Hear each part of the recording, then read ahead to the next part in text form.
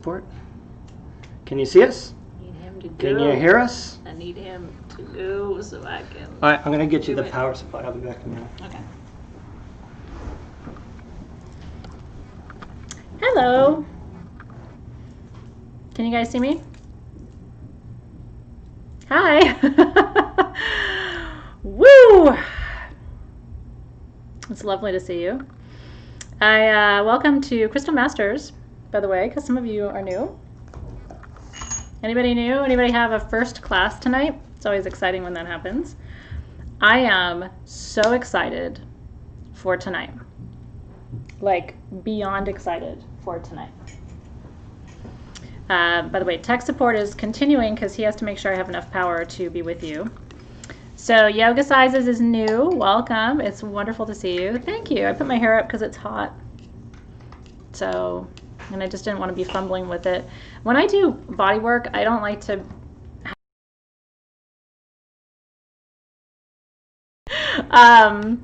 There you go. Okay. Thank you. Thank you. So anyway, welcome to those of you who are new. Cindy is new. Just a couple of you, but it's wonderful to be able to welcome you. Can you hear me too? Can you hear me too? So it's Peg Round's first class. It's Rebecca's first class. And is it Michi or Mish? Tell me how to pronounce your name as first class. Welcome, welcome. Christina Glass is first class. Really thrilled to welcome you. If I missed anybody, forgive me. Okay, so tonight is an exciting class because we are talking about one of my favorite subjects of all time, which is divination. And then within divination, we're talking about one of my favorite divination tools of all time, which is the pendulum. This pendulum is, so I have 3 pendulums I'm going to give away. This one is an enter to win because I did a special code 20 Vision today on sagegoddess.com off of all the class tools, which includes everything we're going to work with tonight in case you don't have tools. So if you shopped at sagegoddess.com, I'm going to put a picture of this pendulum. This is sterling silver. It's just like mine, but it's with garnet instead of amethyst. So it has a cut and faceted garnet on the top and then 4 garnets all the way around. So one lucky person, that's an enter to win. You have to shop at sagegoddess.com and comment on that post. Then I have 2 giveaway pendulums. These are also in sterling silver and quartz with garnet. These I brought home. So these I brought home from Tucson just for tonight's class. I've been holding on to these 2 garnet and quartz pendulums. Aren't they beautiful? Both with garnet, both in sterling silver, both in beautiful quality quartz. I've been hanging on to these as giveaways for Crystal Masters for tonight's class. So I was really excited this morning to get up and go into my crystal cabinet. I had all of these sitting in a bag together, my little surprises. So I will put up in the Facebook group, so you got to go to Facebook if you want to enter. In the Facebook group, I'll put up this picture and I'll choose 2 of you. There's no purchase necessary. You can just enter. It's just a giveaway. But if you are shopping, and a lot of you are, then you can also comment on this one. And I'll come in and choose and announce the winner of that one tomorrow too. So good luck. And hopefully, if you aren't in love with pendulums already, hopefully tonight's class is really going to be the start of your love affair. If you've been with me for a while, where is mine? If you've been with me for a while, you know that I never do readings without mine. So one of the main ways I work with pendulums, and let me ring my bell, by the way, because we are in class.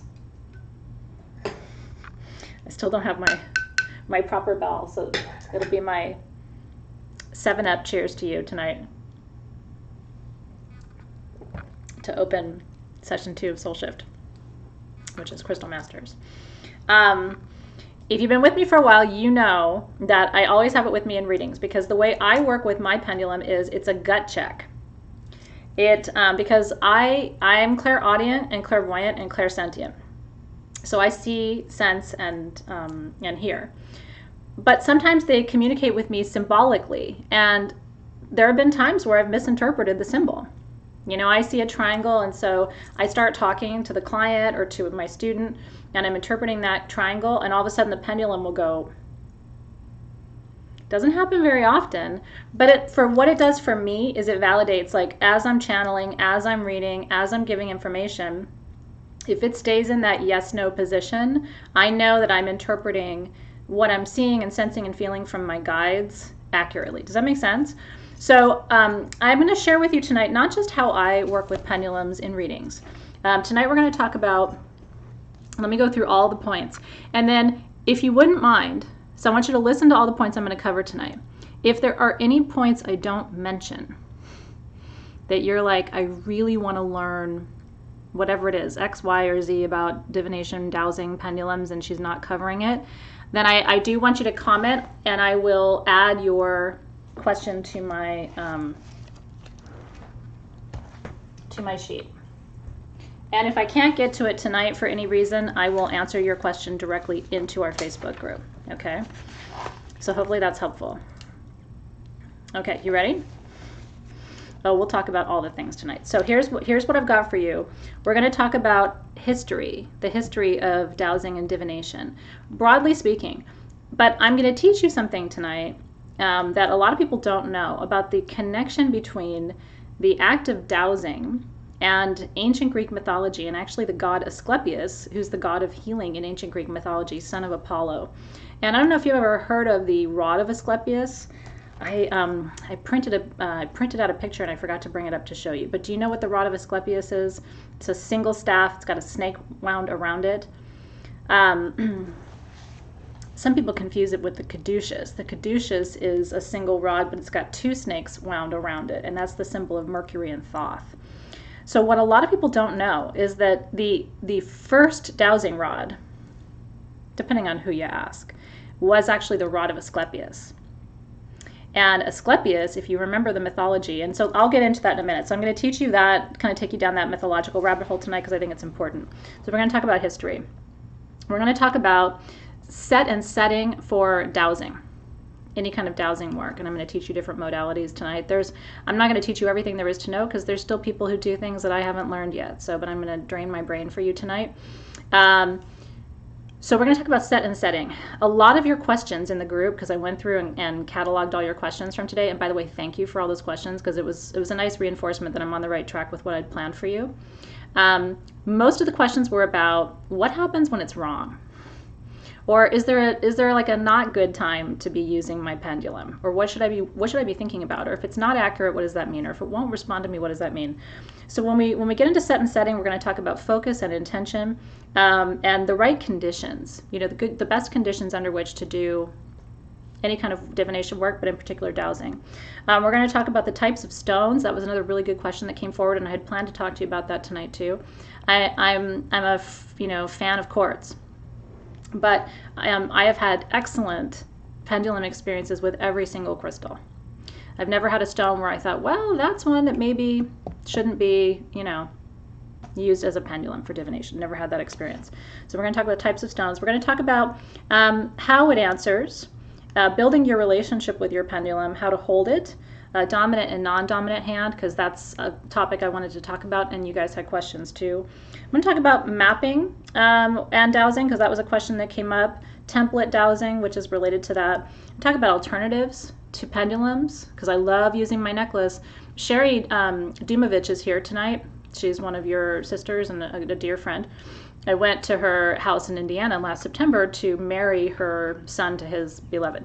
And she gifted me, for doing that, she gifted me a visit with the Mitchell Hedges skull. It's a long story. And while I was with that skull, I felt so compelled to take off my magician necklace and run it through the skull's energy field. And so I'll share a little bit of that experience with you tonight, because what it proves is you really can do dowsing with jewelry.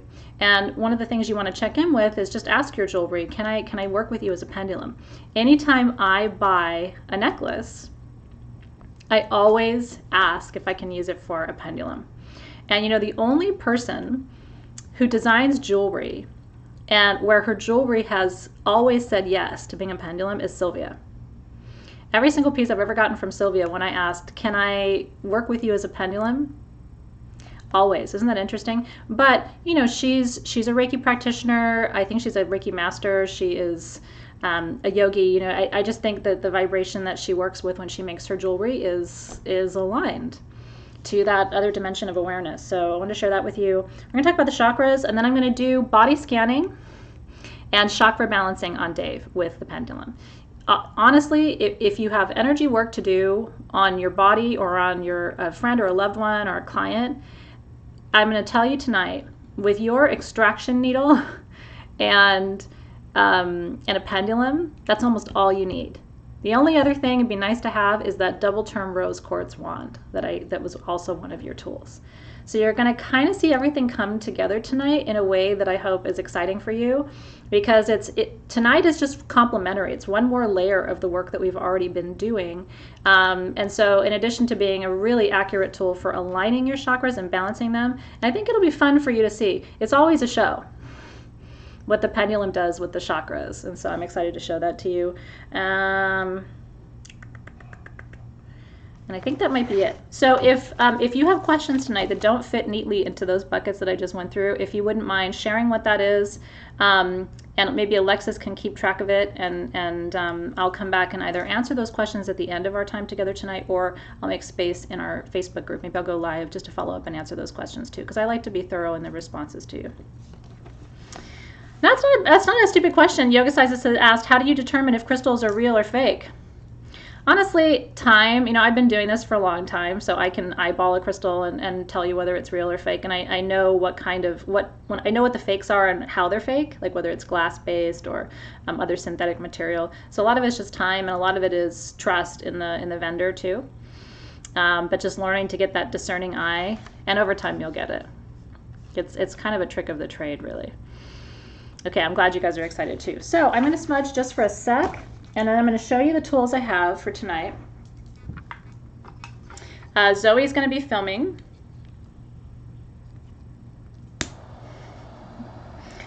Because we're still shut down here in LA. And so, especially those of us with immune compromising conditions, like me and her. So I'm not yet back with my team in the office. So we're at home. And she's happy to do it. She's in her pajamas, so if you happen to see her, she is wearing pajamas. Don't judge me. It's 4:30 on a Wednesday. But, this is a unique moment in history. When it's actually socially acceptable to be in your pajamas at 4:30 on a Wednesday. All right. Ooh, that felt good. Now, I have kind of a bunch of things here I want to show you. I'm kind of in pajamas. I mean, let's be honest, right? My tie pants that I wear all the time really are like pajamas. Okay, so obviously tonight, if you have a pendulum, it would be great if you had it with you. If you do not have a pendulum, as I said, I love using jewelry as a backup. And all you have to do is ask your necklace. Take your necklace off. It needs to have a pendant, right? But take off your necklace with your pendant and ask it, can I use you for dowsing? Are you an accurate divination tool? And then just listen to it, you know what I mean? And it'll tell you yes or no. And, use your intuition too. I'm going to I want to talk to you about black kyanite tonight. I don't know if we've talked about black kyanite, but I only get to see you once a month, officially. And I want to remind you what an important stone black kyanite, this is a wand. But you don't need a wand, you just need a piece of black kyanite. But I want to remind you of the importance of black kyanite for the kind of work we're doing tonight and this time and space that we're in general. Black kyanite instantly clears energy in your field, and you can make your own wand. You know what I mean? Get a black kyanite blade, go on a little hike in your neighborhood, find yourself a good stick, glue it, wrap some sari ribbon around it, and now you have a clearing wand. And just zoom it through your field, take it all the way around. Always remember to pass your clearing tools behind you. A lot of energy gets stuck behind you. So moving your black kyanite through your field. If you're doing healing work and you want to clear your tools, that's it. And what's really awesome is you never have to clear black kyanite because it doesn't hold energy. So it clears everything it touches, but it never needs to be cleared, so you don't have to baby black kyanite. So you can take it around and touch all the tools that you're working with too, especially if you're working with, not that you necessarily would be right now, but maybe under other conditions you would. If you're working with clients, you know what I mean, where you've got clients back to back, between them, a good smudging and just touching everything once with black kyanite especially if you're kind of going back to back. I have quite a few, body workers and massage therapists in my community, and what they tell me all the time is, Athena, it's the best thing. Because I literally just have to touch everything once with a black kyanite and I'm done. It's not like I'm sitting there running things underwater, or even if they don't have time to smudge, right? I think it's okay. I love the idea, Crystal, of attaching black kyanite to selenite. Make yourself a beautiful wand. And I'm going to ask you a favor. If you do make something like that, could you show it in the group and maybe inspire us? I would love to see it. It's an interesting thing. And those of you who make wands and things or have Etsy shops or stuff, go. And then make them for the rest of us so that we have them too.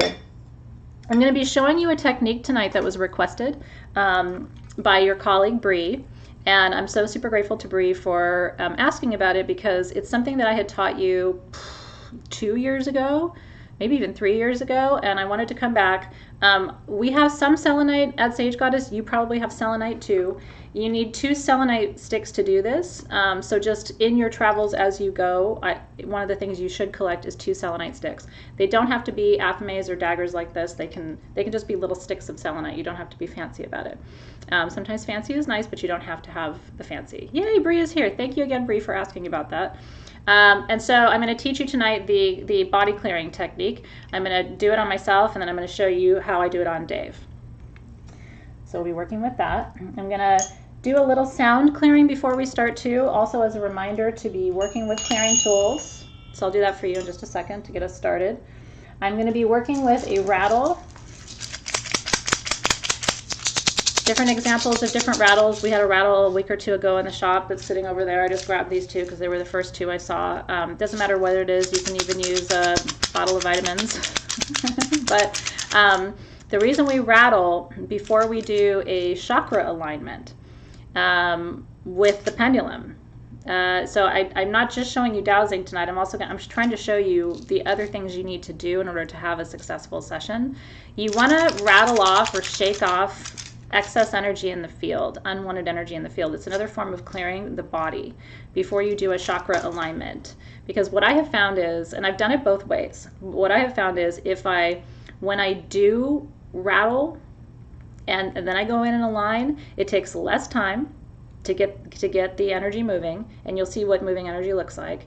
Especially if you have chakra crystals that you're going to be working with too, and I have a set there that I'll be working with, so I'll talk you through that in just a few minutes when Dave comes in. But if you clear the energy first and it's like sloughing off, you know what I mean? It's much easier to have a nice pedicure if you get all the dead skin off. If you leave the dead skin on, you have to work harder to get your feet to be soft. Does that make sense? So this is the exfoliation technique that really makes it much easier. Yeah, you can tambourine it off. You can bottle of Advil it off. You can, with an official rattle, you can rattle it off. And then, like I said, you need pendulums. I've got a few different types just to show you. Like, these are the ones that we have at Sage Goddess, right? We have shungite pendulums in copper. We have bloodstone pendulums in copper. We have bluestone Presley. So shungite is for clearing your energy field, right? It's a purifier, purifies water, purifies your energy. It's a filter. Bloodstone is a physical pain reliever. So if you're going to be doing a lot of body work with the intention of, pain relief, then bloodstone's a good pendulum to work with. Presley bluestone is the material that, I like this one because of the ring. It's got a nice fat ring to hold on to. That's just for my hands. It feels good because it's easier to keep it steady. So that's one of the things I love about this one. But Presley bluestone comes from Wales. It's actually the stone that they used to build Stonehenge. And so this is a really good one. It's a massive third eye opener. It's a channeling stone for sure. And then this is labradorite, which is a stone of visioning and new beginnings. Just to share with you the different kinds that we've worked with. And then this is leopard skin jasper, which is really good for protection during shamanic journey and protection during divination. Because you are, no matter how you slice it, through divination, you are channeling. And that's why set and setting and intention and smudging and clearing and all of that is really important when it comes to dowsing and divination, because it's energy. You can look at the, oh, was it below the camera? Sorry about that. This one. You can look at the physics of dowsing, right? And it's gravity, right, ultimately, and inertia that are responsible for the physics of the movement. But ultimately what's powering that pendulum is energy and the natural flow of energy. And so it's important to keep that in mind and to keep the energy clear. Let me show them all to you one more time over my hand, because I did kind of a crappy job. I did not do a beautiful job of showing those to you.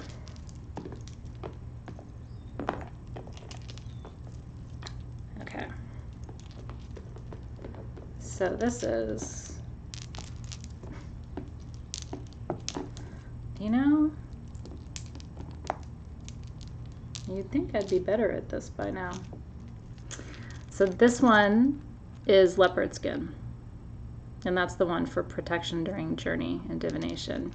This one, you can tell by the flash right there, is labradorite. That's vision, new beginning, intuition too. This one right here, you can tell by it's green with like red specks. That's bloodstone. That's the physical pain reliever. And then the rough natural black stone right here, gray black, is shungite. Actually, that's still bloodstone. This one is shungite. This one is shungite. That's the purifier filter. That's a good one. This is a good one because I'm also going to teach you how to clear energy from spaces with a pendulum tonight. I've never taught that before.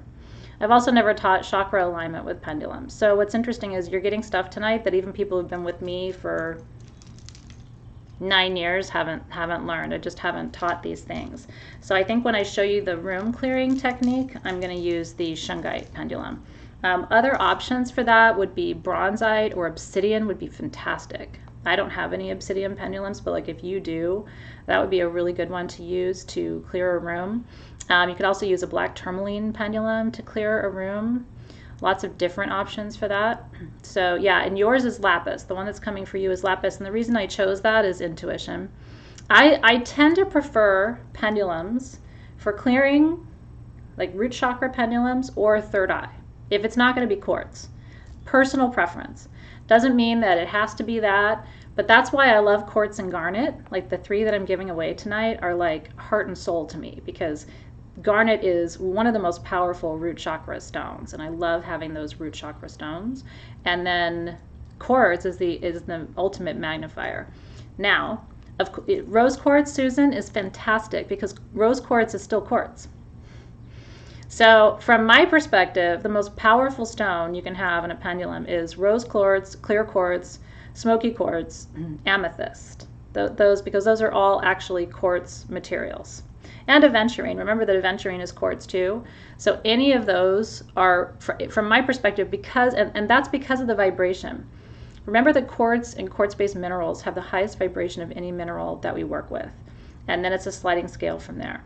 So Super 7, 1000%, because it's got smoky quartz and clear quartz in it. So does Auralite, by the way. So, and Auralite obviously has amethyst in it too. And so does Super 7. So those are going to be automatically, I mean, if you have a Super 7 pendulum. My first pendulum, I probably told you this story, but it's a cute one. It's worth retelling because it's probably been a while. And copper is great too, Angela Fleury, because it conducts energy. Angelite is totally fine. And in fact, Angelite is going to be a good one for helping you sense whether there's angelic energy in your field. So that would be one, like if you're an angel reader or if you're trying to attract like archangel energy into your space, Angelite would be the ultimate, right? So I was a teenager and I wanted a pendulum. I had gotten a job, I saved up my money and bought magical books, and in my magical books they were talking about pendulums.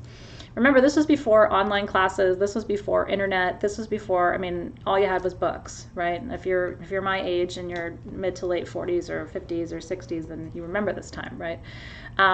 So I got my book and it talked about pendulums, so I immediately went to my local metaphysical store, which is still open, ironically, all these years later. I learned a lot from working there, actually, when I was in college. I bought a pendulum, and it was like $30. It was smoky quartz, and I couldn't afford it, so I had to put it on layaway. And so I paid $10 every time I went, and so finally I think it was the third or the fourth time, I was able to take my pendulum home. And I haven't been able to find that pendulum. I don't know if I told you that part of the story. It's somewhere lost at SG. I'm hoping that as we move in a few months, I'll find it because it kind of broke my heart. And sure, Labradorite. I see you, Alexis. She says, can you say Labradorite again? Melissa is a reader here and would like to see what it looks like when said. Labradorite. Anyway, I can't find it, and it's kind of breaking my heart. It was nothing to write home about. It was a very simple pendulum. It was actually very small. It was very accurate. And so one of the things I'm going to tell you about, and I'm hoping I'll find it when I move. I really, really am holding space for the fact that I will find it when we move. Okay, so I'm going to begin by doing just a little sound work for us. First with my tinctures and then with my quartz pyramid. Because I want you to, as I start to teach you now for the next half hour or so, it's going to be teaching and then we'll get into some demonstration work. I want you to begin to, and thank you, Kathleen, it's a great suggestion too, asking St. Anthony. St. Anthony, what is the actual prayer? I always forget it. I have a friend who always knows the St. Anthony prayer, like the rhyming one, and I never remember it, but help me find my pendulum, St. Anthony. That's awesome, Susan. Welcome, welcome. But I want you to drop into a little bit of a deeper frame of mind, state of mind, because I'm going to tell you tonight, if you want to have a good experience with your pendulum, and I have never had a bad experience with a pendulum. I've heard of people having bad experiences with pendulums, but I've never had a bad experience with a pendulum. However, the bad experiences I've had have been where it wasn't accurate. And I'm going to tell you, if you want to have a good experience that's accurate, where that pendulum is aligned with the actual outcome, you have to do two things, okay? You have to set an intention for, even if you're just asking a question, simple question, you still have to have an intention. And you have to practice detachment. If you ask a question of your pendulum where you're really attached to a specific outcome, like you ask it, should I marry Joe Bob? And you definitely do not want to marry Joe Bob. If you ask it and you already know the outcome, or you feel very strongly about the outcome and you're just looking for it to support you or to reinforce your decision, you're not going to find accuracy there, in my experience. And so I tried to pick a name that maybe most of you are not married to somebody named Joe Bob, because I always feel bad when I say, oh, you really don't want to marry Mark, and somebody's in the feed going, no, I really do want to marry Mark. I'm like, shit. Anyways, I don't think anybody here has a Joe Bob. If you do, yeah, you cannot be emotionally attached. That's the one thing that really will get in the way of accuracy. So, and it's subconscious, right? It's subconscious. You may not even realize you're attached. And so you have to really check yourself. And you can actually, and I'll teach you this in a second, you can actually ask your pendulum, am I in the right frame of mind to ask about this matter? See what it tells you.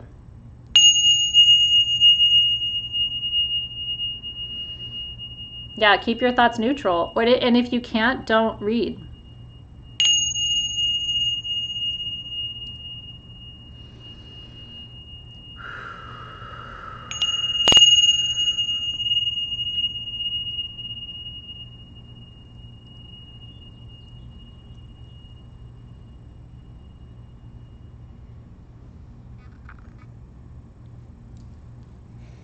So you can close your eyes or you can leave them open.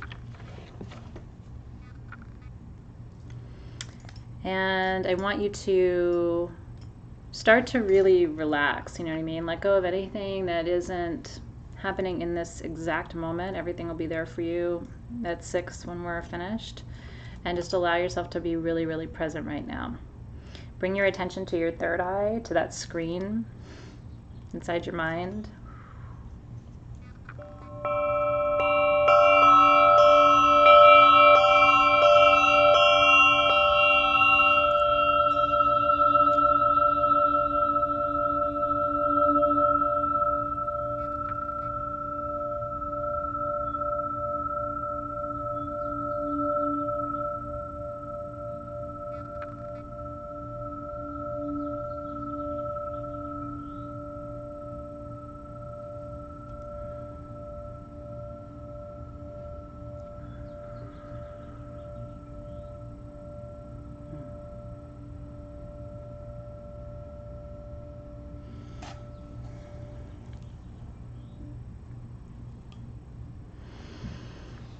Isn't that true? Whew. Yeah, tingsas are the little bells. And they're sweet. I love them. But that's right, PC. Therein lies the problem, attachment. And so it is really hard to ask the sticky, tricky questions, right? Can you use a singing bowl for sound? Oh, yeah. You can drum, you can rattle, you can use a rain disc. Have you guys heard the rain disc? Love the rain disc. There's so many different tools you can use.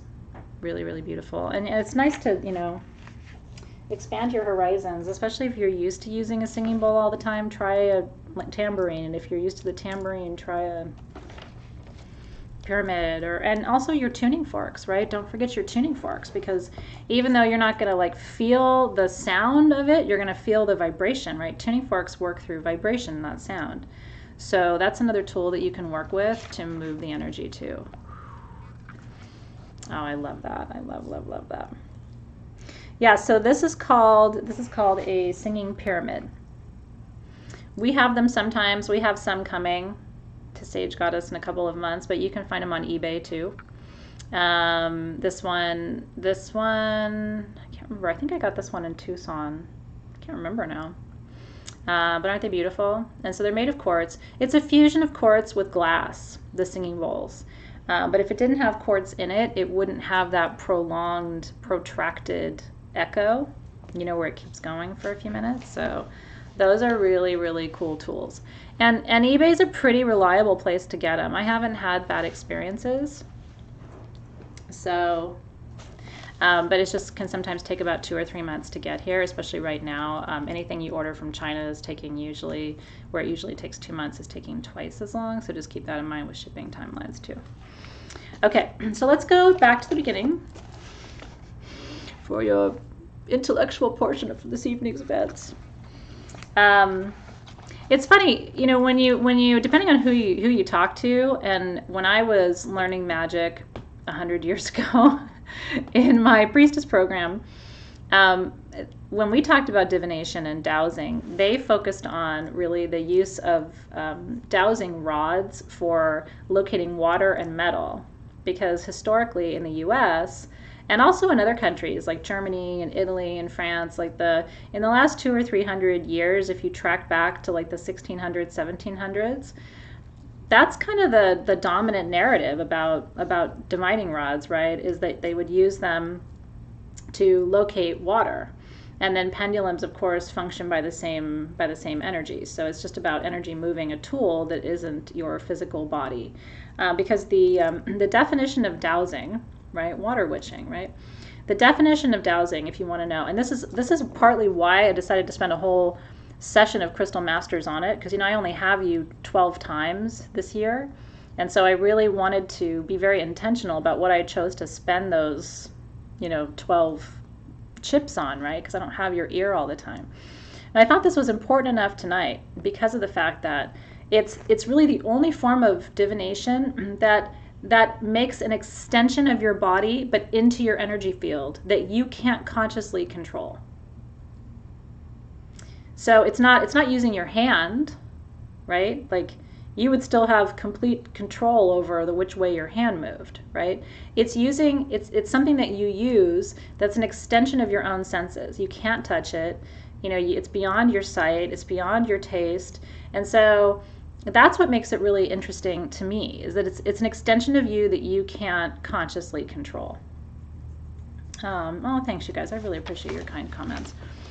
So in most classes, including the one I took when I was 18, 19, 20 years old, that's where the story stops. It's like, okay, well, that's where dowsing came from. Like, interesting, finding water, finding metal. Because if you think about it, like, that was really important. When people wanted to, you know, people would find land or immigrate, and all of a sudden they'd find themselves in England or Ireland or Wales or Italy or even here in the US or in Germany.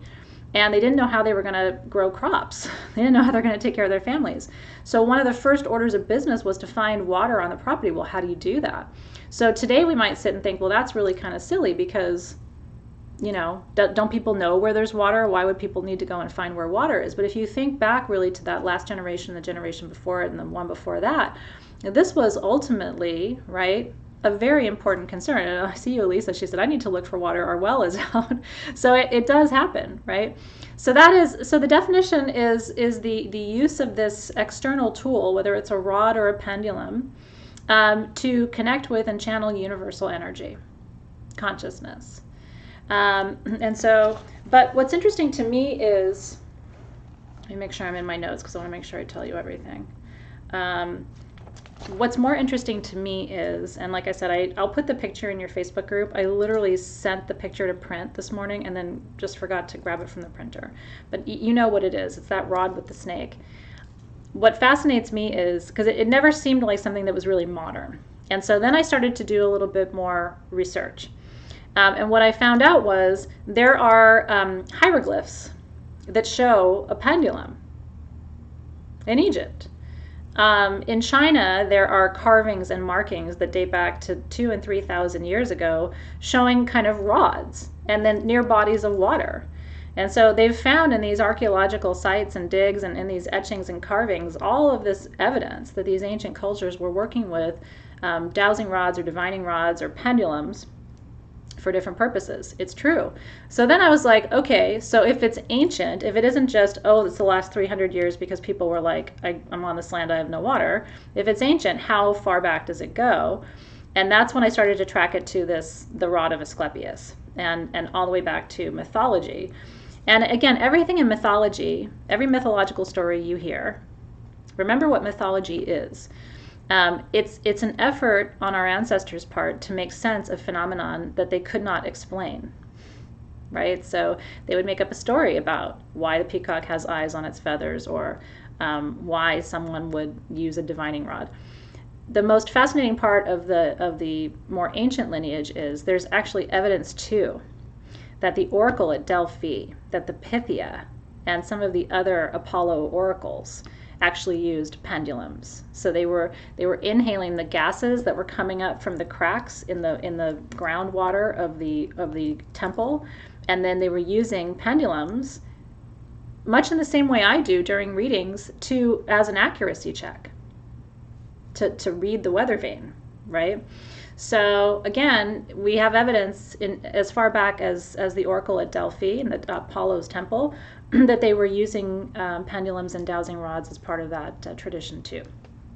Now, the legend of Apollo, this is what's really interesting. The legend of Apollo and Asclepius, Apollo was Asclepius's father. And Asclepius was the god of healing. And Asclepius was given that rod by his father. And with that rod, the legend, the myth, the rumor is that he brought someone back to life who was dead. Zeus found out about this and killed Asclepius, because Zeus was worried that if there was a god, another god who could prove that he could create immortality for mortals, that would rock the foundations of the gods. And so, anyway, long story short, Asclepius is now a constellation of stars. When gods die, they become constellations. And so that is sort of the long story short of Asclepius. But the rod of Asclepius has a single snake around it. The caduceus has two snakes around it. Do you know what I'm talking about? Where the heads come together. And it's said that the rod of Asclepius is the rod of truth and immortality, and that the rod of Mercury, that the caduceus, is the rod of deception and trickery, because Mercury is thought to be a trickster god. So one snake is said to represent healing, and even to this day in the medical tradition, right, you have the rod of Asclepius, and the caduceus is said to be the rod of falsehood. And it's easy to confuse them, because a lot of people think the caduceus is the medical symbol, but the medical symbol is the rod of Asclepius. Two snakes, my darlings, is not better than one. Now, I don't know if this is true. This is my own theory in my own head over all these years of thinking about this, probably too much. I've often asked myself, why is it the snake? And you'll see lots of different people writing different things. The reason I think it was a snake takes us back to the Garden of Eden, right? The snake has always been seen as a symbol of forbidden knowledge, right? So one snake and you get good wisdom and the ability to create immortality. 2 snakes, you start messing stuff up. 2 snakes is going to get you in more trouble. So I think it actually goes back to that tradition. Is this interesting for you guys? I find all this stuff fascinating because, again, there's the modern history, which is interesting, and it's good for you to know that people have used these things for water and they have used these things for metals because, again, mining has been very lucrative over the last 300 or 400 years. And if you found minerals on your property, that could be all you need to support your family for a lifetime, right? But the ancient history is where this gets really meaningful, I think. I'm glad this is interesting for you. That's where it gets really meaningful for our community and for our lineage and our traditions, because we're more interested in the sacred geometry, the metaphysics, and how, in fact, this rod may connect the Bible with even more ancient traditions around forbidden wisdom and the ability to control life and death, which would have been the ultimate fear, right? And so, of course, that kind of wisdom in the Christian tradition where, it's not believed that men should have the capacity to decide life and death. That would be the ultimate forbidden wisdom, would be how to bring someone back from the dead. But wouldn't we, though, in modern times, consider someone who could do that, in fact, the father of healing? Because isn't healing, in fact, the desire to relieve ourselves of pain and ultimately, in an ideal setting, relieve ourselves from the pain of death? That would be the ultimate healing, wouldn't it? Complete regeneration. So anyway, now you know why I was so excited for class tonight. I'm like, I have things to tell you today. That's right. Well, Moses, the rod, right, used by Moses and Aaron in the Bible, it was a divining rod. There's references to the rod in the Bible, and it's a divining rod. So you're going to find this in every tradition, and it's not, so like today when you and I sit and we work with this tool, we are entering into a lineage of magic and practice that transcends thousands of years and actually takes us back to the origins of our Western theological and religious traditions too. It's fascinating stuff. Really, really good stuff. Okay. That was part 1 of 10, so buckle up. And like I said, anything I can't get to tonight, I will do some kind of bonus extra for you, because I know it's a lot and I don't want to leave anything out, because I think it's all really important, and I really want to make sure I answer your questions too. Okay, so let's talk about relationship to your pendulum and set and setting as a place to begin.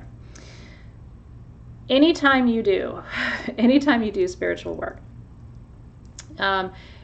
most spiritual work, most ceremonial work is fairly simple. Asking a question of a pendulum takes 2 minutes. It's not a big deal. Doesn't look like a big deal. Doesn't seem like a big deal.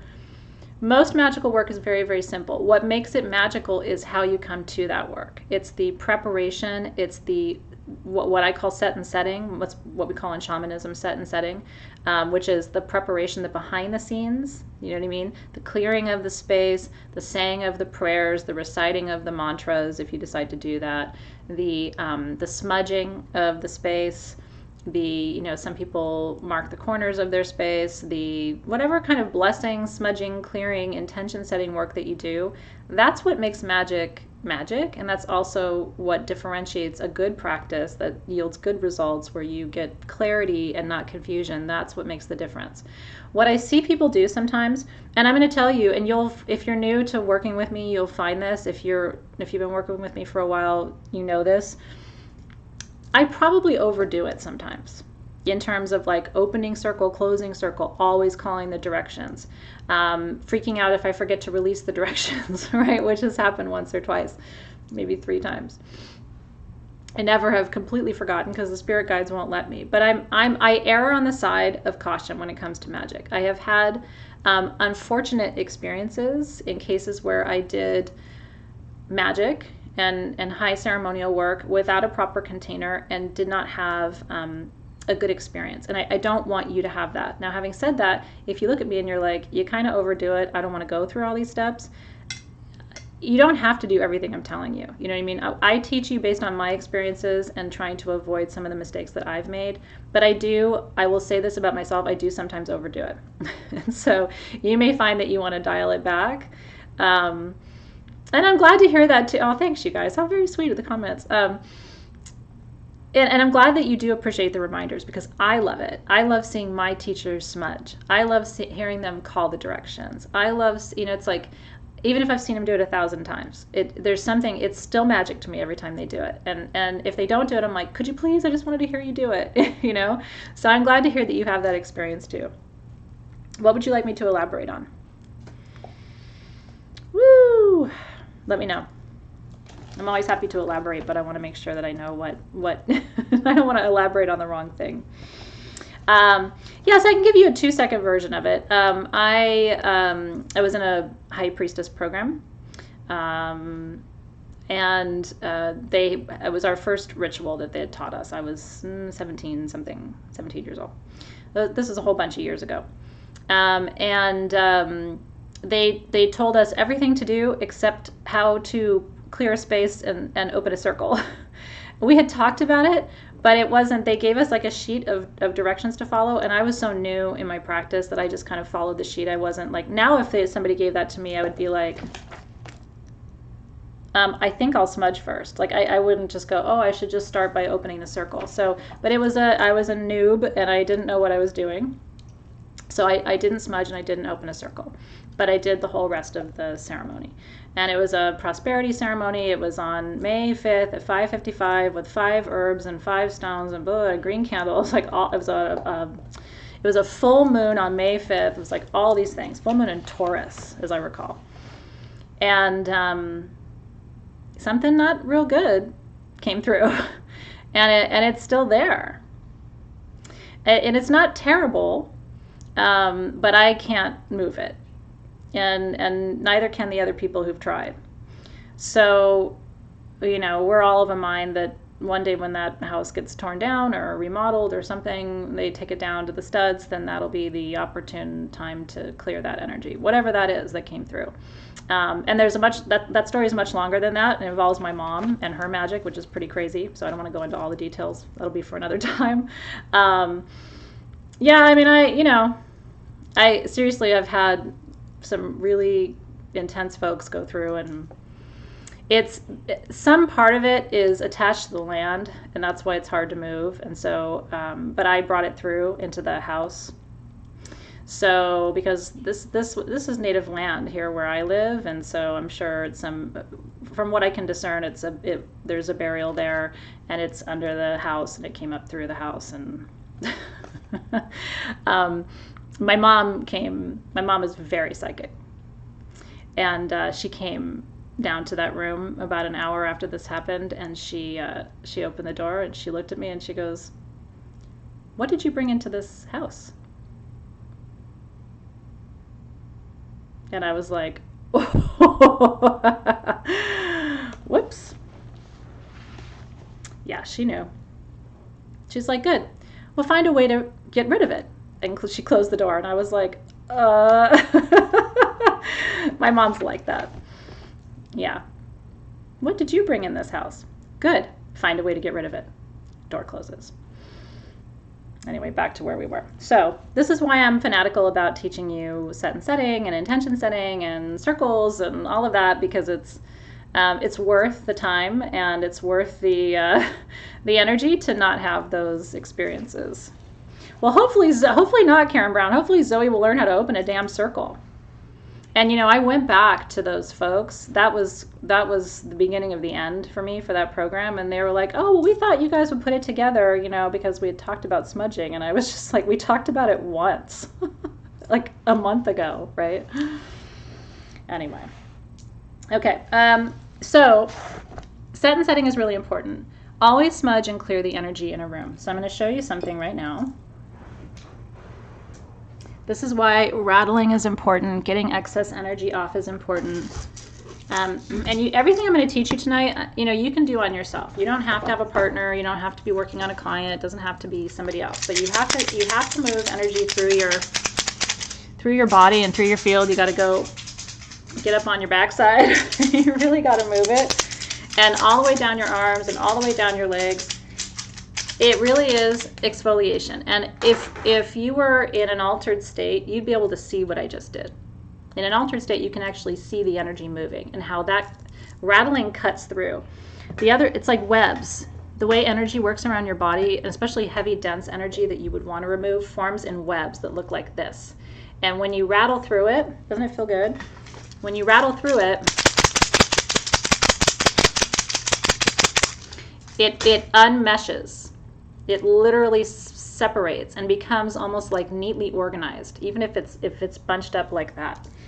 So even though you can't see what I just did, I've seen what I just did, and it literally looks like I just described to you. The other thing to do is to slice through the energy. Again, keeping that matrix shape in mind, to go through and cut through those webs of energy with selenite.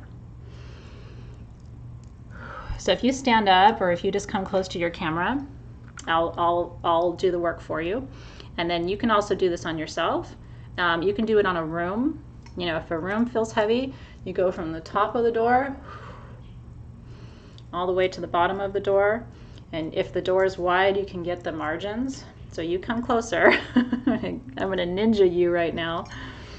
I try to keep the points facing both in the same direction, so it doesn't matter which side the points are on, but just keep them in the same direction. So I'm going to cut through your field.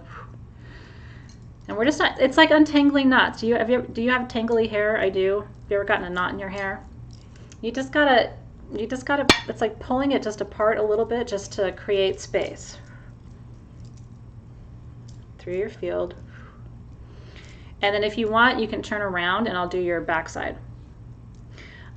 It will work through the screen. That's how energy is. You don't have to be with me here in the room to feel this, because I'm working on you as a proxy, right? So I'm imagining that your energy form is here, which really results in you almost creating a holograph or hologram of your energy, and then making it available for me to clear it.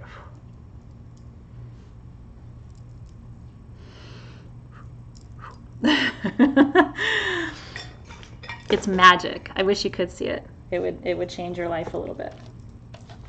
Super magic. Oh yeah, I got you, Jessica Parsons. No, they don't have to be the same size, and they don't have to be points. That's why I was saying earlier, like, those are fancy, and a lot of you have those because we had those a while ago.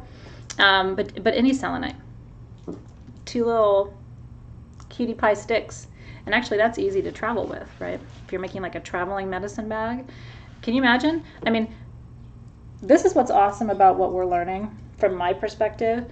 If you have this and your extractor needle and your 2 little mudra points from January and 2 little selenite sticks, you could fit all of that in a little 3x5 bag, and maybe a couple leaves of sage or a Palo Santo stick and a lighter. There's almost nothing that you couldn't do energetically with just those tools. You don't need anything else. You get a little tiny mini pair of tinctures. You know what I mean? Because you can get little itty bitty tinctures. Almost nothing you can't do. Okay, so so once your energy is cleared, you've smudged, you've rattled. It's always a good idea, even if you don't call the directions. Okay, it's always a good idea before you do any kind of divination to bring your sword through and down, and to do it clockwise before you begin and counterclockwise when you end. Selenite, and the reason I like to open circles with selenite, you can also open circles with double terminated wands. You can open a circle with a single terminated wand. But one of the reasons I love to do it with selenite is this is pure light. It has an Archangel Michael vibration to it, who I consider to be, you know, my favorite archangel of protection, and it's like a pillar of his light. If you don't have selenite, you can use your hand even to open a circle, and your hand to close it. I like to use my index finger. Yeah, you can totally use colored ones. Totally, that sounds like fun, actually. Oh, thank you for that, Ricky Lynn. I'm glad it moved the energy for you. Can I make a kit and sell it? It's a beautiful idea. If enough people, you know, don't have the tools, I would consider doing that. Part of me wants to challenge you guys too, because I bet you have tools you're not even thinking of. I was like that for a long time. I would go and buy something, and then I'd be like, turns out I had 2 little pieces of selenite in a drawer. You know what I mean? So, or like a little teeny bell. I bet you have a little teeny bell somewhere that you could tuck into your medicine. Like those little things you might already have some tools too. Totally, Candace. I mean, an obsidian knife, by the way, is beautiful for this. And you could do that exercise with obsidian too. Remember that to the Aztecs, and we're going to be talking about Aztecs and Aztec medicine, and I'm getting you some kind of obsidian tool. I think it's September for Crystal Masters. We're going to be doing Aztec ceremony in Crystal Masters and in Soul Shift during that month, and fire ceremony to burn and release energy before harvest. So get excited because there's still some really cool stuff coming in Crystal Masters. But you know, the Aztecs believed that because the Aztecs had access to selenite, right? There's plenty of selenite in Mexico. The Aztecs actually preferred obsidian to selenite for clearing. So to some extent, when you get called to a certain stone, who knows? Maybe you have Aztec origins, right? So all of a sudden your Aztec ancestors are chiming in to remind you of your own medicine. You never know. Okay, so set and setting. So number one is a focus on your intention. And again, you know I overdo it, but even if I'm only asking a single question, I still set an intention. Maybe your intention is for clarity. Maybe your intention is for peace. Maybe your intention is for releasing. Like once you get the answer to whatever this question is, you'll be able to let go of something that you've been carrying around. But I think coming into it with an intention helps you to focus that energy too. And part of setting an intention brings your energy into present time. It connects you with the ritual or ceremony that you're doing, and it raises the vibration. And so one of the things that raising your vibration does is it acts as a form of protection. The higher the vibration in a space, the less possible it is for dark energies to interfere. Dark energies, in my experience, now some people work with dark energy and embody dark energy intentionally. That's not who I am, though, just so you're aware. And it's partly just because I don't think that that's energy that's easily controlled, and so I don't align with it. But there are people who do. But if you're like me, where you're trying to work more with light energy and not have that energy interfere in your ceremony, what I have found is the only time you're at risk of dark energy coming into a space is when your container is weak. If you're physically sick, so that's why we shouldn't do ceremony when we are really, really sick. If there's been a lot of fighting in your space or a lot of disharmony in your space, that can interfere with your rituals. Discord, you know what I mean? Any kind of discord, even in groups. Have you noticed, like, if there's any kind of discord in Facebook groups, that's when kind of a darker energy of vibration comes through. When the vibe is high and tight, it's hard for those energies to enter. Energies of discord, energies of that are volatile. So you're only ever at risk of dark energies coming into a space when the vibration is low. And you physically are usually and energetically are only at risk of dark energies in your field when you're not well.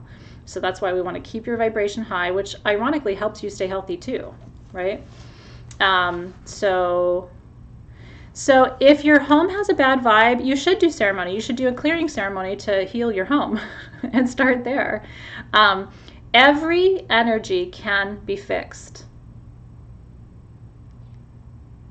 Every energy can be fixed, adjusted, right? Like even the energy that's stuck that I was telling you about earlier, it's not gone, but it's comfortable in the space. There's just almost like a low hum. You know something's there. It's not harmful. It's been there for a long time. It's been the same. It's not going anywhere. I think it's attached to the actual earth there. But it's lighter and it doesn't feel heavy like a cloak. So that's exactly, it's transmutation, right? Thank you for that, Sherry. So that's ultimately what we want to do, is we want to transmute those energies, and home energies are easy to adjust. They take time, commitment, consistency, because sometimes you have to go through and do a ceremony or a clearing over and over and over and over again. Woo! Yeah, so if it's just one room, you're good. And if you want to talk more about that at some point, or you want to do like a bonus class on space clearing techniques, I don't want to, suggest that if most people feel like they've got a handle on that. But if that's something that would be universally interesting to our collective, I would be more than happy to come live, for an hour and just brainstorm with you. Like you guys could put your space issues, in the comments, and then we could kind of It could be like Q&A, right? And I could give my suggestions, and maybe other people in the class could give suggestions. I would love to do that, because honestly, I probably would learn something from you too. So Alexis, let's do that in July. Let's do a space clearing bonus session, and then it's just optional. You know what I mean? And if you don't feel like you need it, you don't have to come. Or if you don't feel like you want to add anything to it, but you just want to learn, that'll be fun. So we'll do that in July for you. We'll figure it out, but that'll come for you soon. It's fun, and that's part of why I love the chit chat in our classes, and why I engage with you in the comments, because things like this come up where I wouldn't have thought of it without the give and take of our conversation. So I'm glad that we did that. So we talked about focus and intention. A single intention is really nice. It doesn't have to be terribly specific. It can just be, I want clarity, I need peace, I want to connect with my spirit guides, I want to be able to let this issue go because I'm hanging on to it in my mind and it's driving me nuts. Like, that's enough of an intention, you know what I mean? But it has to be something so that you, again, it's about tightening the vibration, raising the vibration, and creating ultimately a stronger container for your work. Don't use your pendulum when you are scared, sad, or angry. For all of the reasons that I just taught you that. Scared, sad, and angry are the lowest vibrations that you can embody. Yeah. SSA. If you are scared, if you are sad, or if you are angry, those are emotions that make you very vulnerable, lead to confusion, connect you more with your deeper, darker subconscious and shadow energy sometimes, which can ultimately, again, interfere with the answers that you get. And only ask questions that you have detachment from, where you don't feel like you... So in other words, if you think your partner's cheating on you, I'm just using an extreme example. I don't think my partner's cheating on me. That's always my big joke, because I am such a handful. I can't imagine that Dave would want... I mean, he does not need another woman. Let's put it that way. I'm like 5 women, and I think that poor man, if he was going to cheat on me, would cheat on me with a room by himself. I feel sorry for him sometimes. But if you were going to ask, is my partner cheating on me, and you and you really didn't want to hear a possible yes, you wouldn't want to ask that question. Do not ask a question if you are not entirely open to hearing either answer. Let me say that one more time. That's right. Don't establish sex if you're having a baby and you've always wanted a girl and you've pinned all your hopes on a girl, right? Or all your hopes on a boy. So that's the most important thing. Most important thing. Don't ask a question if you are not genuinely willing to hear either answer, yes or no. Very important. That's kind of like the ethics of it too. I mean, if you think about the spirit world, like the spirit world wants to reveal to you and be honest with you and truthful. That's my belief. And so, but you're not creating space for the universe to do that if you're asking questions that you're not really prepared to hear no, or you're not really prepared to hear yes. That's how you avoid the subconscious influence. So Stephanie Allred had asked, and a couple of other people in that long thread of questions that were so juicy, a couple of you had asked, how do I avoid these subconscious levels of interference? And that's the answer. You keep your vibe high and tight. You ask questions that you're genuinely open to receive information from. We talked about types of stones already. So yeah, and that's great. Mercedes de la Cruz said, I keep my pendulum in a little bowl of sea salt to keep it clear. That's a fantastic tip. And most stones are okay in salt, so it's not going to hurt it. And I think that's actually a fantastic form of continuous clearing too. So let's talk about building a relationship with your pendulum and what happens when you first get a pendulum. So somebody's going to receive this one, right? This is one of the ones I'm giving away tomorrow. So most pendulums, and by the way, some people use their pendulum by putting something under their elbow to really keep it steady. My hands are pretty steady, so I don't do that. Unless I'm MSy, because I have MS and sometimes I get the shakes, but most of the time I'm not shaky, so I'm generally able to do it without stabilizing my elbow, but some people do like to stabilize. So it's up to you, and I don't think it really makes a difference one way or another. If you feel better putting your hand under your elbow, then you do what works for you. Okay, well, I have 2 that are gifts and 1 that's an enter to win. So if you joined after I talked about it, I'll mention it one more time when we're done tonight. And it's all going to be in the Facebook group when we're done. So don't worry, you'll have a chance to enter. Okay, when you first get your pendulum, you need to hold it as steady as you can. And what you want to do is ask your pendulum to show you what yes looks like. Now, mine is always yes, north and south, like you're seeing right there. That's yes, okay? Now yours might go like this for yes, because we're different. And we're different. Conspiracy, it isn't, well, I guess it kind of is only if you're in the Facebook group, because that's the easiest way for us to post pictures and have people enter. So, yeah, unfortunately, if you're not in the Facebook group. So my hand is not shaking right now, so that's what yes looks like. Okay, then you stop it. So Kathleen's does yes in circles. Francine's yes is left and right. Joanne's yes is circles. Do you see what I'm saying? So the reason I brought this up is you're going to have to ask your pendulum how it wants to communicate with you, and then it will show you. And yours could be completely different from mine, and that's okay. So let's talk about hands for a second. So some people say you have to use your non-dominant hand with a pendulum. I was originally trained to use your dominant hand with your pendulum, so that's what I always do. So again, use your intuition. And you could actually use your pendulum to decide which hand to use. Like you could run your pendulum over each hand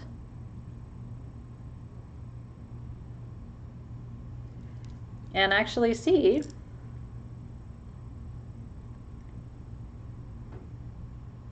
the same answer, but it's weaker with my left hand. And it's actually saying no. Do you see that?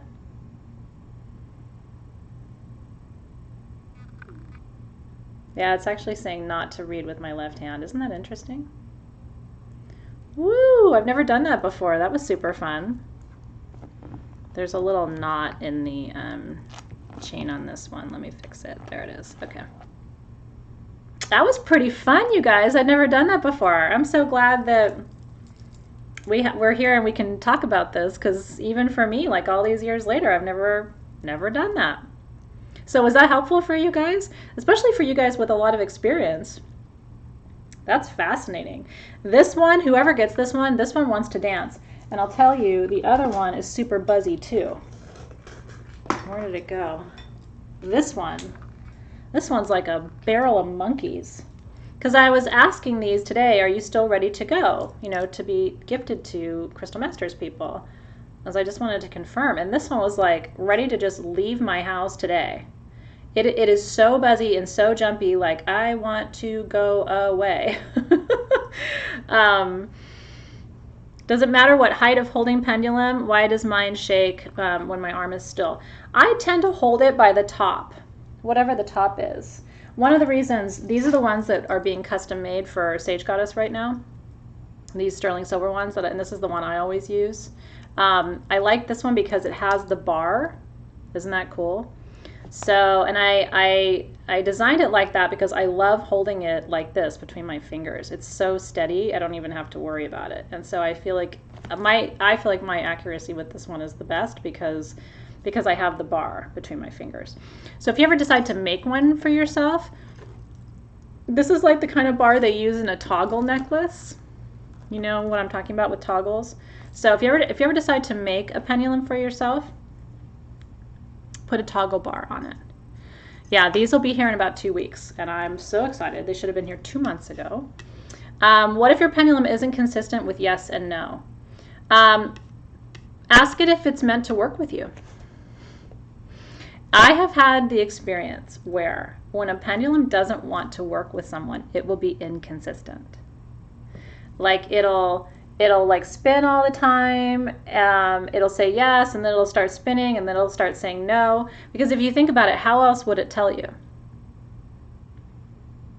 Except inconsistency, right? Except to give you the opposite outcome of what you're looking for. So then what I would do is I would ask it, do you want to work with me? And see what it says. And sometimes it'll say no.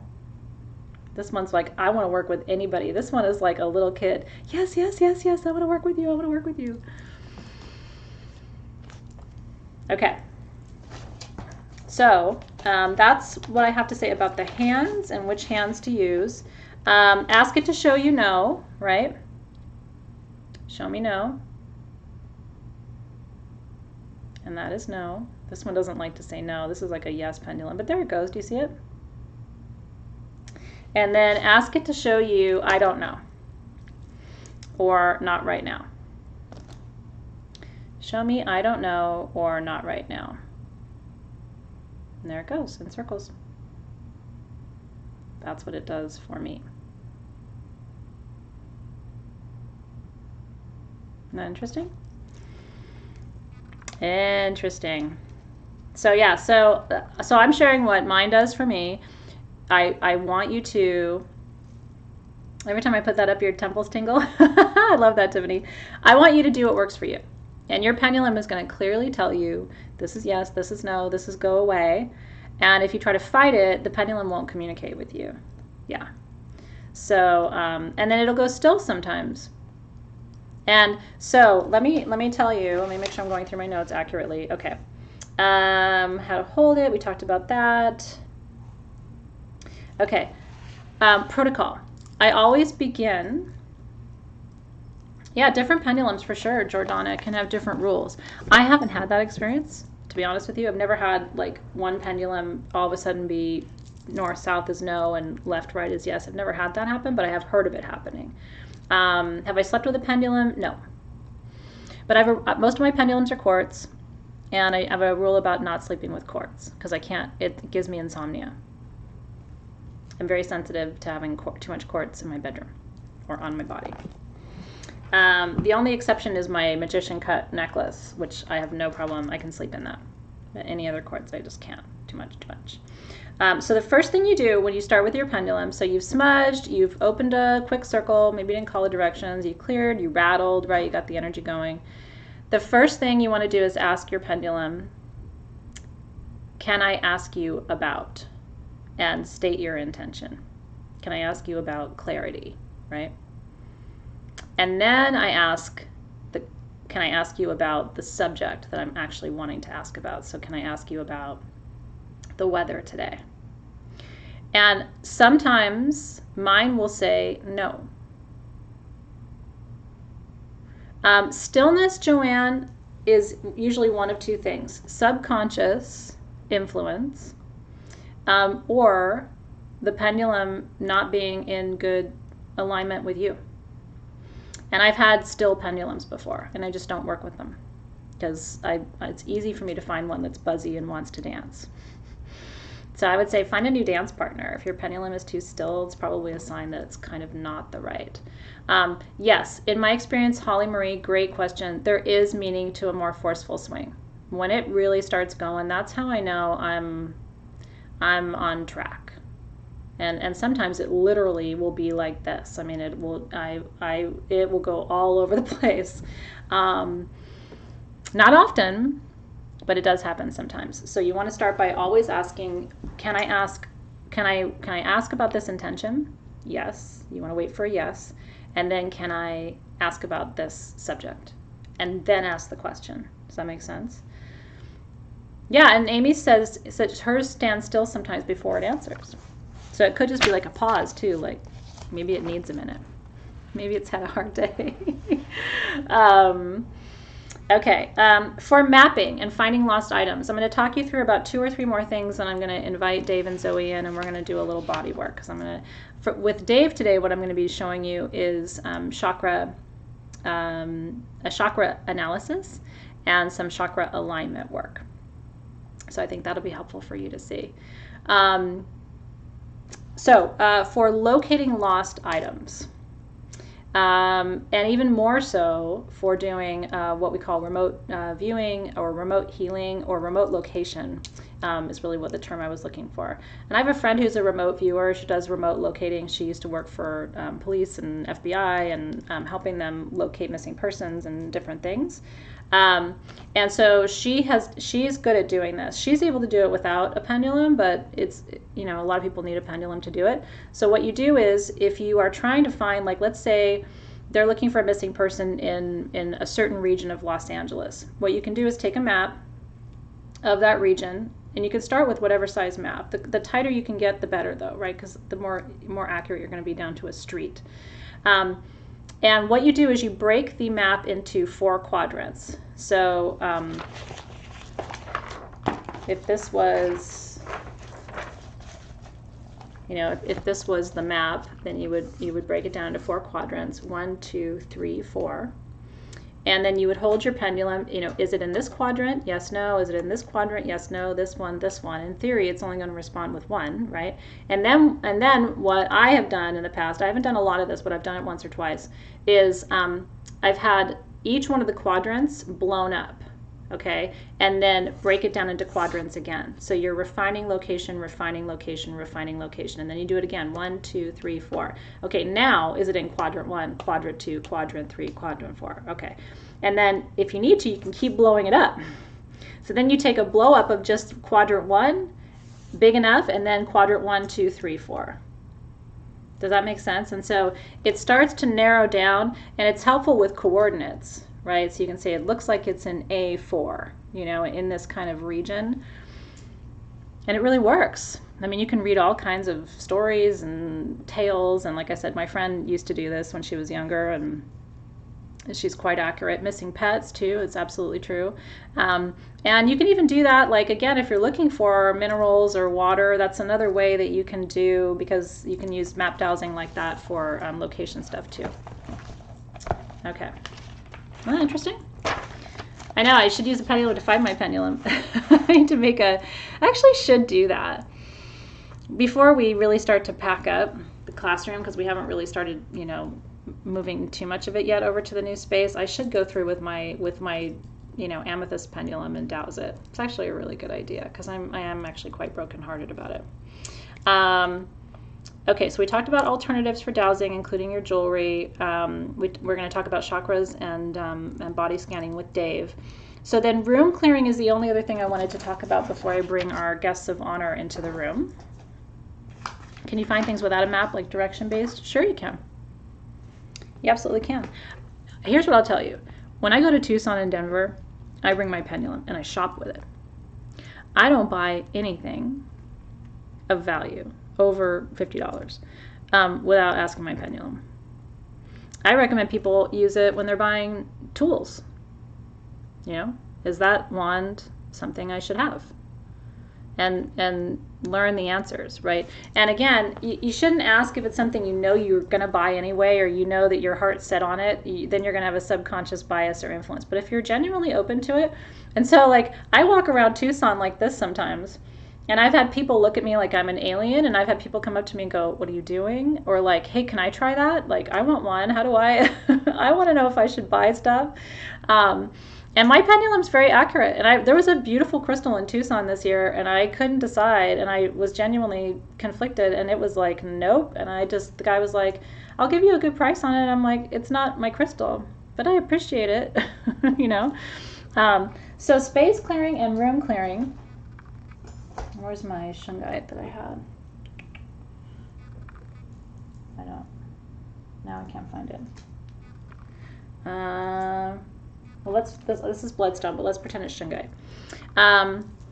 What you want to do, or this is what I do, is I smudge my space, and then and you can do this for other people too. Like if you ever have friends who are like, "Can you clear my space?" Or "I'm moving into a new house and I want to know if there's any energy blockages," or "How do I know if there's anything weird in the house?" Or this is a good thing to do before you buy a house or before you rent a space, an apartment or a condo or a house, just to check out the energy of the space. Because again, sometimes you might think, well, it feels good to me, but my pendulum, in my experience, doesn't lie about energy. And so what you do is I take this room to room from east to north. So I go to the eastern corner of the room and I ask, is the energy in this corner clear? And you can define clear. Is the energy in this corner aligned to my highest good and the highest good of everyone who lives here? And if it says yes, great. And if it says no, okay. And then we know we have smudging to do. We know we may need to put some salt in the corner. We may need to bring in some shungite, a little pyramid or a generator. And then corner to corner. And then just ask. And you can go all the way around the property. You know, is there any energy outside of your property that is, you know, is not in alignment with the highest good of myself and all those who live here, right? Do you always have to open a circle when we work with our pendulum? What I said about that, Casey, and I want to leave this up to your intuition, I think it's always a good idea just to, with your selenite wand, open and close. I think it's just always a good idea. It takes 2 seconds, and it delineates the boundary. Because here's why I'm going to tell you that. You can start getting into a pretty intense session with your pendulum. You're channeling, stuff's coming through, one question leads to another, and all of a sudden you're getting into some, have you ever had that happen? I've had that happen, where I'm getting into some really sticky questions and information's coming through, and I think to myself, like, I should have opened a circle. And then in my experience, when I do open a circle, I probably didn't need to. But you don't want to have to do it afterward, you know, or like stop what you're doing. Because if you get into one of these flow sessions with your pendulum, and remember what I told you, they build a relationship with their owner. It's okay to collect pendulums. I have about 4 that I work with on a super regular basis, but that one's my favorite. That has a relationship with me. Other people have picked that up and tried to use it, and it doesn't work for them. So not every pendulum works with everybody. And so the more you work with your pendulum, the more you're going to form a relationship with it, and it's going to start to do its thing. And and it becomes a meditation for you, like you can go into a real deep trance. And for me, I don't want to break that spell, you know what I mean? I don't want to break that energy to go, you know, this is getting weird. I think I need a circle. Yeah, so I dowse at the gem shows, especially if it's like something, like I said, for me, a purchase where I have to stop and think about it, you know, is anything over $50. I'm like, do I really need that? Like, and so sometimes I just don't know. And and this crystal in particular I'm talking about, where it was said no, I really was ambivalent. I could have gone either way. And the guy thought I was nuts. He's like, no, but I'll give you a good deal. And it's like, it's not about the money. It's about the energy. And clearly it's not mine. So it needs to go to somebody else.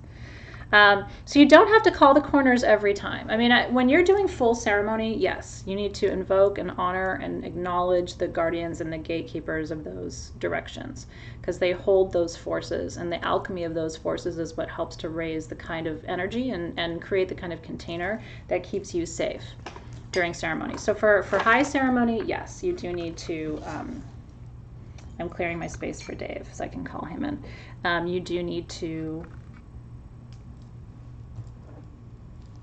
do that. Let me text him because he's not in the room. I normally don't text during class, but I have to text him because he doesn't know when to come in.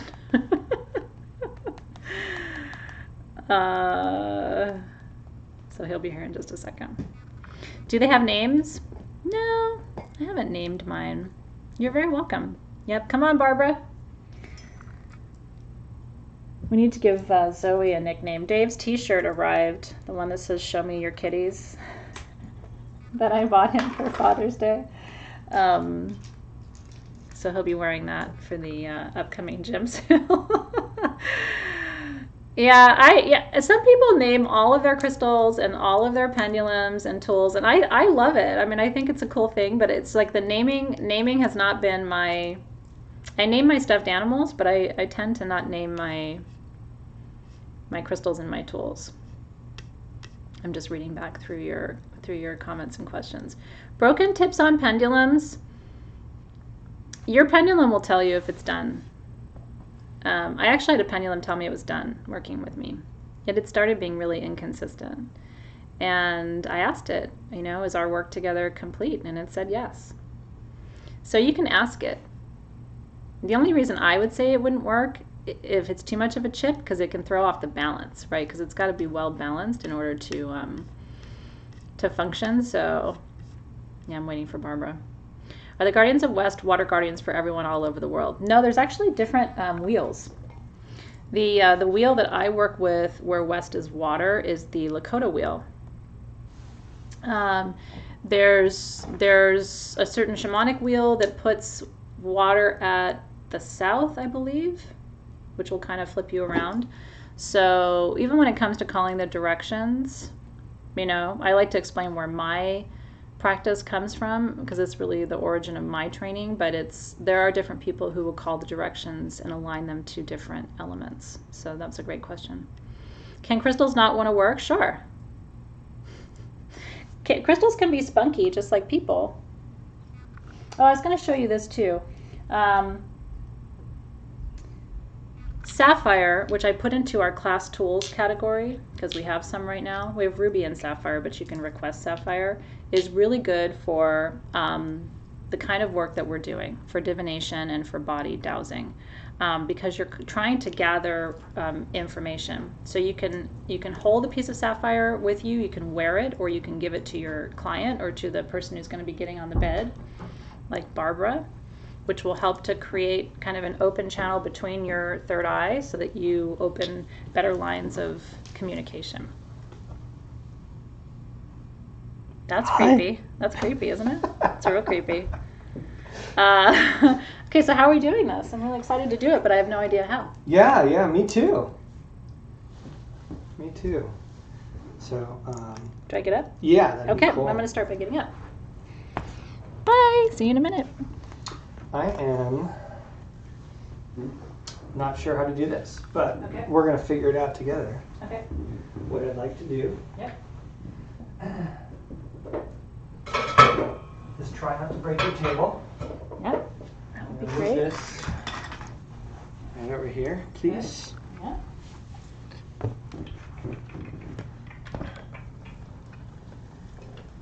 Excellent cinematographer today. Oh, yeah. Handsome at that. Oh, no, I meant, sorry. Oh, pretty at that. Sorry, I thought you were talking about me. Oh, actually, she doesn't have to do anything because you're just going to do that. No, aren't you gonna? Oh, you don't need her to. You want me to do that? I was gonna have her hold the camera. No, However you can want. just do that, yeah. I mean, Well, look at this. if you move it back, they can see the whole table. Is this working for you guys? This could be good, huh? I like it. Okay. Wow. Say hi, though. They were Hi. looking forward to seeing you. You gotta get in the shot. Hi. There you go. So, do you need to see my head, my feet? What do you gotta You're going to put your head right here. see? Okay. So make sure this is back far I still enough. have the, there's like a neck thing here, so it might be a little uncomfortable. You just kind of have to go with it. Isn't that nice? All right, you guys. How's that? Can they see? I can see their comments, but I can't read them because I don't have my reader. They're saying hi, cutie. Thank No, you. that's I okay. usually not. Oh, her. Okay, hop on up. All right. Okay. I feel cute. Get to work, Barbara. Remember, the camera adds 50 pounds. All right, people. Okay. What am I doing? Yeah, here. This is the small table, so it doesn't really fit a man. You're of just your trying to stature. make me feel better. Yeah. Put your legs down. There you go. Okay. So. Oh, wait.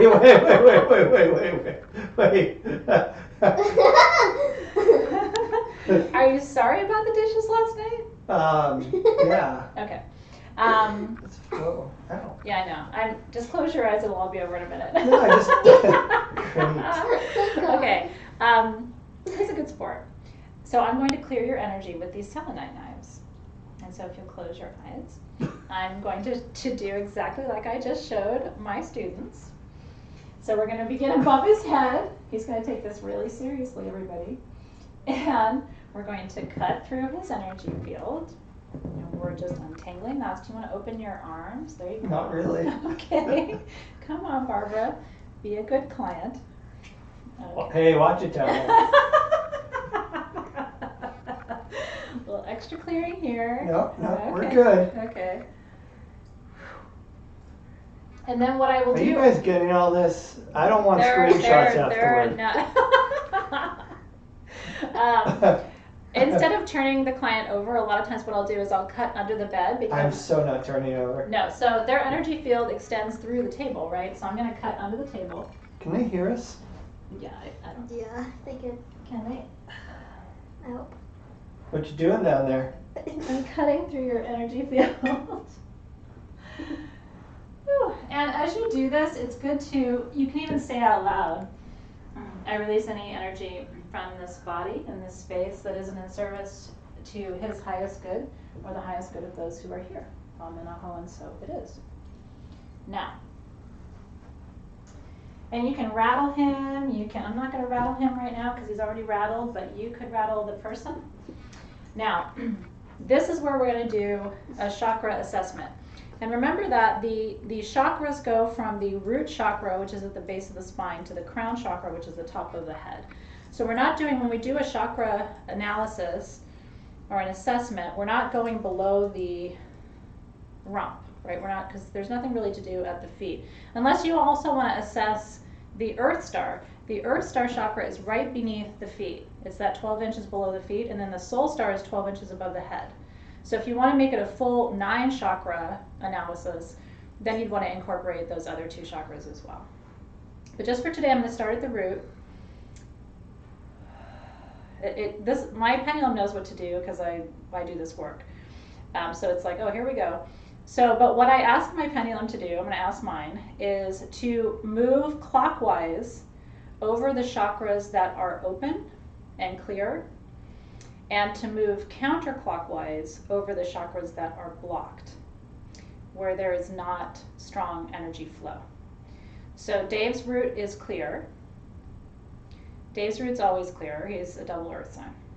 Yeah, well, I mean, I knew that 11 years ago after we had Zoe. Hold on. That's not your root. Oh. That's okay though. Okay. Thank you for playing. Yeah. Okay, so his root is clear. He's saying his sacral is also clear. So let's see what's happening here. A little to the right. Come on, Barbara. So I can see my vision is so bad, but I can see that you guys are laughing through the emojis. That's good to know you're on track with me. Okay, so in all seriousness now, I'm over the sacral chakra, which is between the, and remember the root chakra governs safety, right? Home, safety, belonging, worthiness, all of that is at the root chakra. The root chakra is the stuff that really was cultivated in you as a child before the age of 5. So it's your very early primal needs. And if your root chakra is clear, then it means those primal needs are being met. At the sacral chakra, which is between the ovaries and the testes, this is the seat of creation and creativity. And so if this chakra is clear, all issues around sensuality, passion, desire, creativity, there's no blockages there. See, you have no blockages there. I'll tell my urologist. Okay. I think me as your wife, it's more important for me. Oh, than that. okay. Yeah, okay. Thank you, though. Yeah. Okay. Now let's look at the solar plexus. The solar plexus is 2 finger widths above. It tickles. I should have had her do this. She Why? She would have been worse. Okay. Okay. Okay. Yeah, that would happen. Okay. In your ticklish client, or it's 2 finger widths above your belly button. So we're gonna find that space. Hold your pendulum over the solar plexus, and we're gonna see if this chakra is clear or blocked. Do you just see how it reversed? Did you see that? Do you know I predicted this? Dude, I've been on the treadmill 2-3 times. Okay. I'm trying to unblock it. Dave has diverticulitis, which is the ultimate solar plexus blockage. And I've been kind of, knowing that we were going to do this, I've been kind of curious to see if it would show the blockage. That is a literal energy blockage. Isn't it fascinating? So, if I didn't know he had that, then I could show him this piece of information, right? And we could talk about what that might be. So it could be energetic, which is, you think solar plexus, that's around confidence, self-esteem, not feeling good enough, not feeling smart enough, right? Not feeling confident. solar plexus. It's also around willpower and the strength of your will. I mean, it's being pretty consistent, right? It's still there and spinning counterclockwise. Then we could talk about physically how that might manifest. And the first thing I would have said is diverticulitis. Okay, now let's go to the heart chakra. And clear the slate every time you leave an energy center, because you don't want to be carrying any expectations about what you're going to see chakra to chakra, right? In fact, I consciously was kind of hoping not to see a blockage there, because I've been hoping that he's been, recovering from that. So we're going to come over to the heart chakra now. Are you blocking your solar plexus? I am. Heart chakra's open. You see, clockwise. Very quick response. And so this means, all issues around loving, being loved, feeling acknowledged, and also compassion, level of compassion, feeling open-hearted, open to connection, to relationships, all of that's open. Then we come to the throat chakra. Dodged a bullet there, kids. I mean, it's awkward, right? When it's your husband, and all of a sudden it's like, Hey, don't hit me with that. I saw And it. when she was selling that knife. Gets weird for a minute. Whatever. You guys have known us long enough. I wouldn't even care if it was all spinning, all 8 ways from You Sunday. would be like, so we'll talk later, yeah? Anyway. Anyway. Okay. Throat chakra. No, don't blow. Hey. You. You guys wanted this, by the way. I'm going to remind you. Later you're like, wow, that really sucked. Okay. Throat chakra, open, clear, not surprised. Dave will tell you where to go and how to get there. Dave's throat chakra is not blocked. So If you don't believe it, check out my latest perfume trading post. I don't even want to know. Just some lady saying she was sending her perfumes off to a chemist to copy them.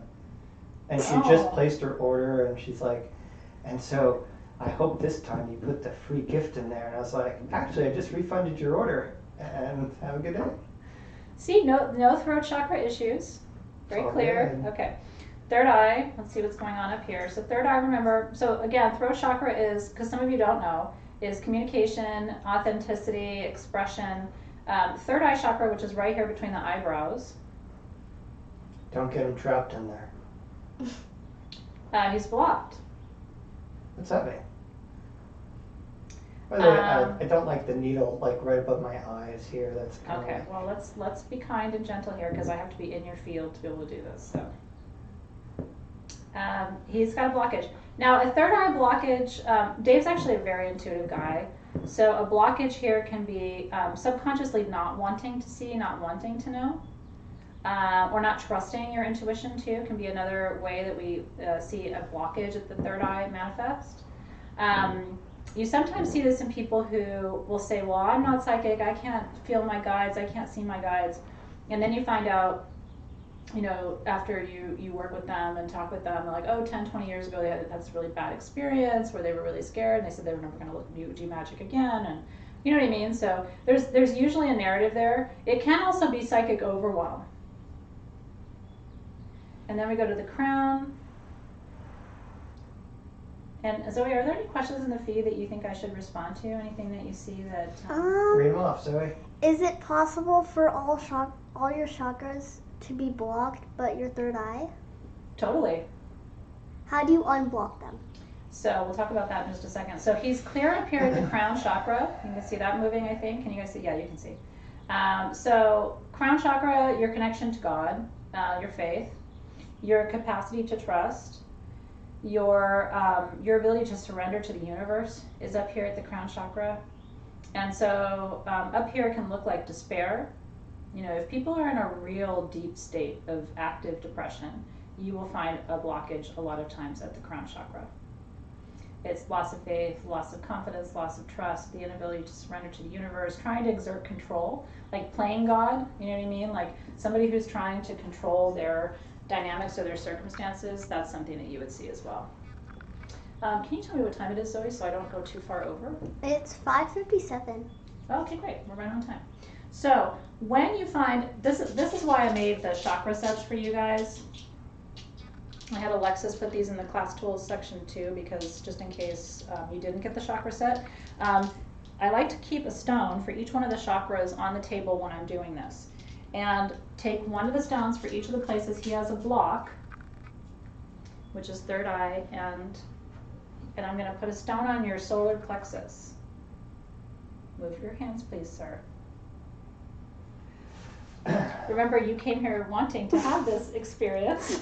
Actually, So- that's not exactly how this went down. Let's Oh, be God. open. No, honestly, you're not gonna. I mean, it's very rare that you would have an experience like this. Usually, people are in this like blissed out because you're playing music, right? I mean, I'm teaching you right now, and Hey, he's. where's my music? Yeah, you don't have because I can't talk to them and have music on. But usually, there's music. You're diffusing beautiful scents. You've got a willing and you know, eager participant, right? Who's sought these services from you, so they're grateful for them. And After this, I think I gotta okay, see some. close your eyes.